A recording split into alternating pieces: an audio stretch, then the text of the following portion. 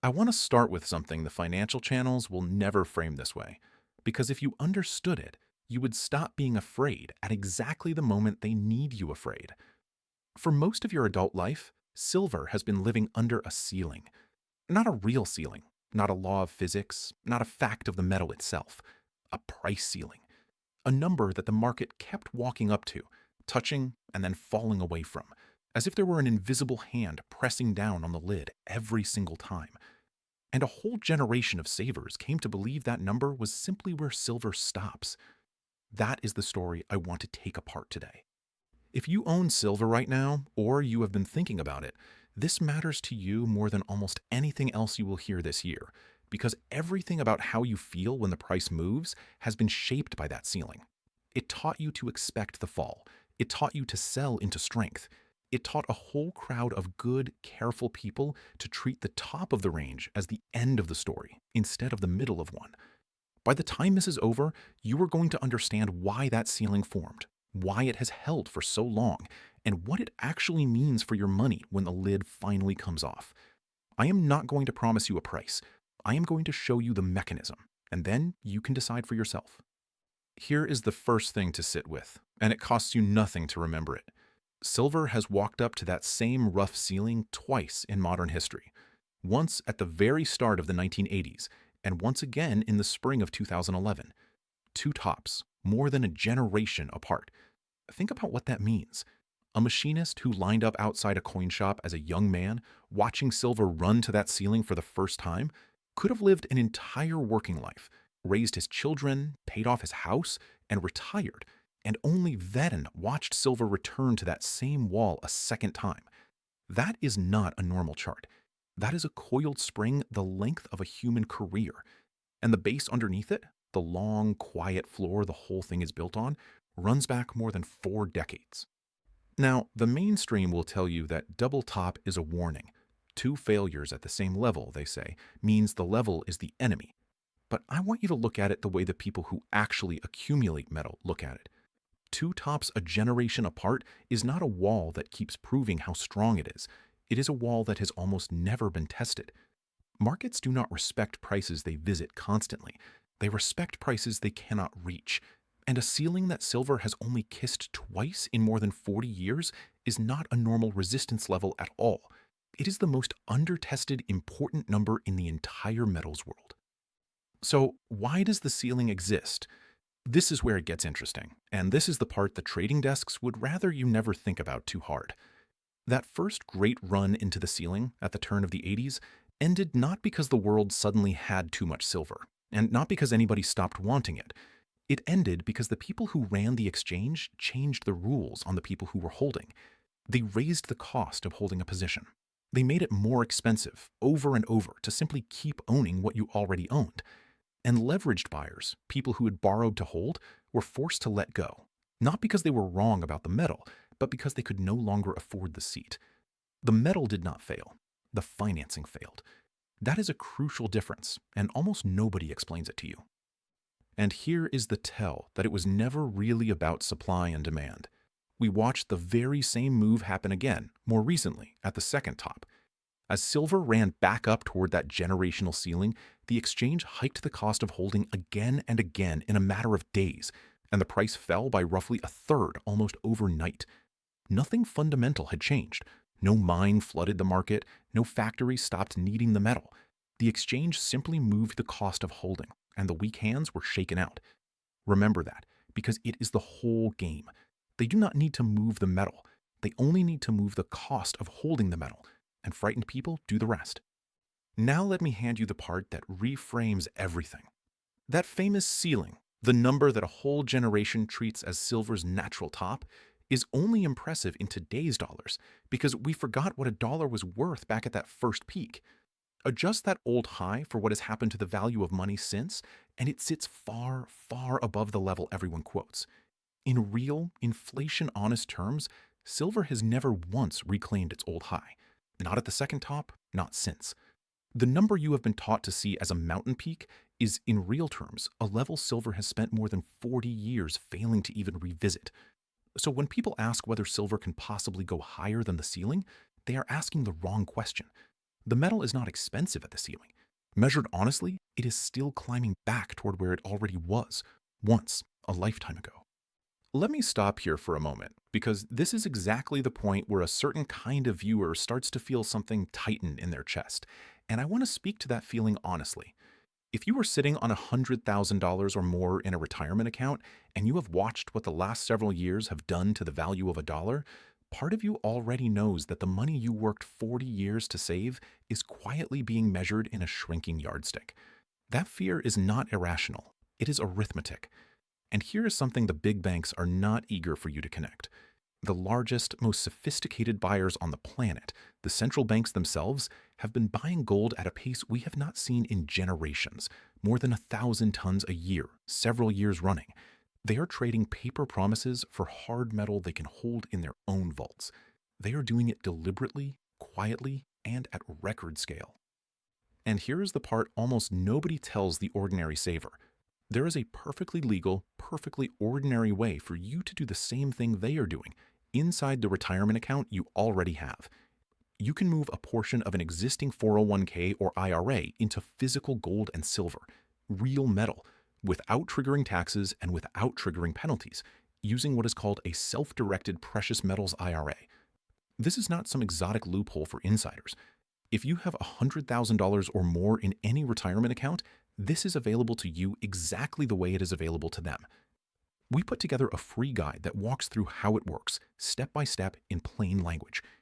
If you are watching this on your television, just scan the QR code on your screen. If you are on your phone or your computer, go to jeffreedguide.com. Take a look and then come right back, because the next part is where this whole story turns. Now, why does the ceiling matter so much more than an ordinary price level? Because of what silver actually is underneath the trading. Silver is not just money. It is also the most useful industrial metal we have that also happens to be precious. It goes into solar panels, into electronics, into the guts of the modern electrified world, in tiny dispersed amounts that are almost never worth recovering. There is an old line that captures it perfectly. Gold is hoarded. Silver is burned. The gold ever mined is still mostly sitting in vaults and jewelry boxes because nobody throws gold away. But silver gets used up, spread across 1 billion devices in specs too small to reclaim, and it does not come back. And the world has now run a structural shortage of silver, demand outrunning new supply for several straight years, with the above-ground stockpile being quietly drawn down to fill the gap. Sit with the collision here, because this is the heart of it. On one side, you have a price ceiling created by financial mechanics, by the cost of holding, by margin rules and trading desks, and the shaking out of leveraged hands. On the other side, you have a physical reality that has nothing to do with any of that, a metal being consumed faster than it is dug up, year after year, in a world that needs more of it every single year. Financial ceilings hold right up until physical reality stops asking permission. And a ceiling built on the cost of holding paper cannot press down forever on a metal that is genuinely, physically getting scarcer in the real world. Here is a question worth asking out loud, the kind the financial media will not ask on your behalf. What has actually kept silver capped all these decades? Was it ever really that the metal was worth only so much? Or was it that every time silver approached that wall, the machinery of the exchanges made it too expensive to keep holding, and the crowd that had leaned on borrowed money got flushed out at exactly the wrong moment? Because if the ceiling is a financing phenomenon and not a value phenomenon, then the ceiling is not a law, it is a habit. And habits break when the underlying reality changes enough that the old trick stops working. Let me put a face on this, because a chart is just lines until you imagine a person standing inside it. Picture a saver who has quietly stacked physical silver for years. He is not a gambler. He did not borrow to do it. He bought a little at a time, out of savings, and he put the metal somewhere safe. He has watched silver run at the ceiling, and he has watched it get slapped back down. And each time the financial channels told him it was over, that he had bought the top, that he should have known better. And each time, because he owned the metal outright and did not owe anyone for the privilege of holding it, he could simply do nothing. He could let the shakeout pass over him. That is the whole secret of surviving a manufactured ceiling. The people who get destroyed at the top are the ones who borrowed to be there. The people who come out the other side are the ones who owned it free and clear and could not be forced to sell. That is the difference between the metal and the paper, and it deserves a hard, honest word. When you own a paper claim on silver, you own someone's promise, and promises can be repriced, restricted, and margined against you at the worst possible moment. When you own the physical metal sitting in a vault with your name on it, nobody can hike the cost of your holding it. Nobody can margin you out. Nobody can move the cost of the seat until you are forced to stand up. That is exactly why, when the pressure came at both of those historic tops, it was the leveraged paper crowd who got carried out, not the people holding real metal in their own hands. Own the thing itself. Size it so that a sharp drop can never force you to sell. Because there will be drops. There were always drops. Let me be very plain with you about that, because I am not here to sell you a fairy tale. I cannot promise you a price, and I will not put a date on anything. Silver is volatile. It always has been. It can fall hard and fast, sometimes for reasons that have nothing to do with the metal and everything to do with the plumbing of the financial system. When any crisis hits and people are scrambling for cash, they sell what they can, and liquid things get sold first, and metal can get caught in that downdraft, even when the long-term story is intact. This is a case, not a guarantee, and nothing I say to you is personal financial advice. What I am getting you is the mechanism, so that when the next shakeout comes, you understand what you are looking at, and you do not hand your metal to the very desks that engineered the fear. Now, here is the midpoint turn, the part that actually changes the whole picture, and almost nobody walks you all the way to it. Everything I have described so far is about the ceiling holding, but ask yourself what happens on the day it does not. A ceiling that has only been touched twice in more than 40 years has almost nothing above it. Think about that. When a price finally clears a level it has failed at for a generation, there is no crowd of old buyers waiting up there to sell into the move, because almost nobody in living memory has ever owned silver at those heights. Above the ceiling, the chart is empty.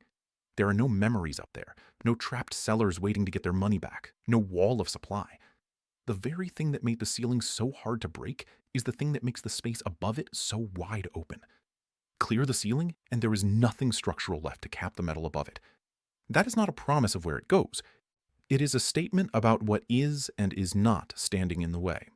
And this connects to something happening right now that the mainstream still has not fully absorbed. The relationship between silver and gold has stretched to an unusual place. For a long stretch of modern history, the ratio between the two metals has tended to drift back toward a long-run average. And right now, silver sits historically cheap relative to gold, well above that long-run average, near the wide end of its multi-decade range. Every previous time that gap has stretched this wide, it has eventually compressed. And when it compresses, it is usually because silver runs harder than gold, not because gold falls to silver. Meanwhile, gold itself is trading near record highs. Central banks are still accumulating at hand over fist. And the old rules that used to govern these metals have been quietly breaking. Gold used to fall when real interest rates rose. Recently, it has climbed anyway, because physical demand from the biggest buyers on Earth has overwhelmed the old textbook relationship. When the fundamentals shift underneath a market and the old models stop working, that is precisely the environment in which a decades-old ceiling stops meaning what everyone assumes it means. Let me bring this to the part one most want you to hear, and it is the part that matters more than any chart. Right now, you are early. I do not say that to flatter you. I say it because it is structurally true, and it will not stay true. The smart money already sees this. The central banks are already positioned, buying the metal, filling their own vaults, and they are not doing it because a headline told them to. The mainstream has not caught on. The pension funds, the financial talk shows, the neighbor who asks you why on earth you own silver, they are not here yet. And here is the hard truth about how these things go. By the time it is obvious, by the time silver clearing that ceiling leads the evening news and every advisor in the country is suddenly recommending it, the easy part will already be behind us. The reason to understand this now is that nobody sends you an invitation. Nobody calls your house to tell you the moment has arrived. The crowd shows up last, and it shows up loud, and it pays the highest prices for the privilege. So let me answer the exact question in the title honestly and directly before I let you go. Is silver near that generational ceiling the beginning or the end? Everything the financial channels trained you to believe says it is the end, because they only ever showed you the two failures at the wall and never explained what actually caused them. But when you understand that the ceiling was built out of financial mechanics rather than the value of the metal, when you understand that in real terms, silver never even reclaimed its old high, when you understand that the world is burning through a scarce metal it cannot replace fast enough, and when you understand that the space above that ceiling is almost completely empty of sellers, the picture flips. The ceiling is not where silver stops. It is where the old story ends and a new one has room to begin. Clearing it does not exhaust the move, it uncaps it. If you have watched this far, you are exactly the kind of person this next part is for. We hold a free, no obligation, one-on-one educational web conference specifically for people with $100,000 or more in a retirement account who watched a video like this all the way to the end. It is not a sales pitch, and it is not a seminar full of strangers. It is a genuine one-on-one conversation about how to think about protecting what you have built and how the physical metals piece can fit inside the retirement account you already own. And here is the honest reason to do it now rather than later. The time to make a calm, careful, reversible decision is exactly when nothing feels like an emergency, when you still have room to think it through slowly. Once a move like this is leading every headline, the calm is gone and the crowd is already through the door. To take us up on it, mention that you watched this full video. If you are on your television, scan the QR code on your screen. If you are on your phone or your computer, go to jeffreedguide.com. Come with your questions. Bring your skepticism. That is exactly what the conversation is for. Because in the end, this comes back to that machinist standing outside a coin shop a lifetime ago, watching silver run to a wall for the very first time. He was told it was the top. A generation later, the metal came back to the very same wall, and a new crowd was told the very same thing. Two tops, a lifetime apart, and the same tired story both times. But a ceiling that a metal has only touched twice in more than 40 years was never really a ceiling at all. It was a door that had not yet been opened. And the whole point of understanding this now, before the crowd arrives, is so that when the door finally opens, you are already standing on the right side of it,